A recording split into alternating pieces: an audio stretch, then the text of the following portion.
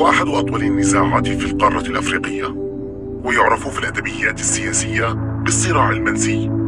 الصحراء الغربية إقليم يقول المغرب الذي يسيطر على 80% من مساحته إنه جزء لا يتجزأ من أراضيه، فيما تصر جبهة البوليساريو على إجراء استفتاء يقرر مصيره.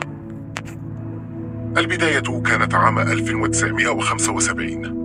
آنذاك وقعت إسبانيا قبل خروجها من الصحراء الغربية اتفاقية مدريد مع كل من المغرب وموريتانيا اقتسم بموجبها البلدان الصحراء، لكن الصحراويين رفضوا القرار إذ كانوا يسعون لإقامة دولة مستقلة، وكانوا قد أسسوا لهذا الغرض جبهة البوليساريو، الاسم الذي يشير اختصارا إلى الأحرف الأولى للجبهة الشعبية لتحرير الساقية الحمراء ووادي الذهب في اللغة الإسبانية. أواخر عام 1975 نظمت الرباط ما أسمتها بالمسيرة الخضراء باتجاه منطقة الصحراء الغربية، وبعد نحو عام أعلن عن قيام الجمهورية العربية الصحراوية الديمقراطية بدعم من الجزائر. البوليساريو صعدت من لهجتها حيال المطالبة بالانفصال بالتزامن مع تصعيد وتيرة عملياتها والتحريض على المظاهرات للمطالبة بالاستقلال.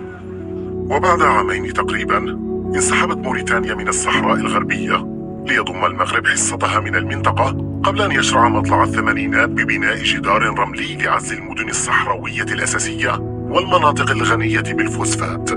وطوال فترة الصراع تفاقمت الأوضاع الإنسانية في المنطقة، ما دفع بالكثير من الصحراويين للجوء إلى الجزائر، حيث يقيمون في 5 مخيمات إلى حينه، لكن لا أرقام دقيقة حيال أعدادهم.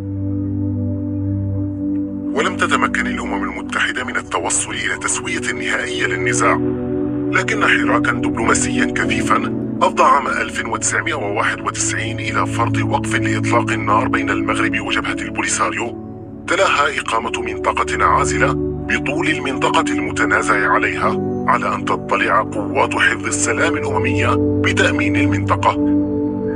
وفي خطوة أثارت جدلا كبيرا أواخر العام 2020 اعترفت إدارة الرئيس الأمريكي السابق دونالد ترامب بسيادة المغرب على الصحراء الغربية، مؤيدة بذلك طرح الرباط بإقامة حكم ذاتي في الإقليم. بالمقابل وفي الوقت الراهن تحظى الجمهورية العربية الصحراوية الديمقراطية التي أعلنت جبهة البوليساريو عن قيامها باعتراف حكومات عدة، كما أنها عضو في الاتحاد الإفريقي.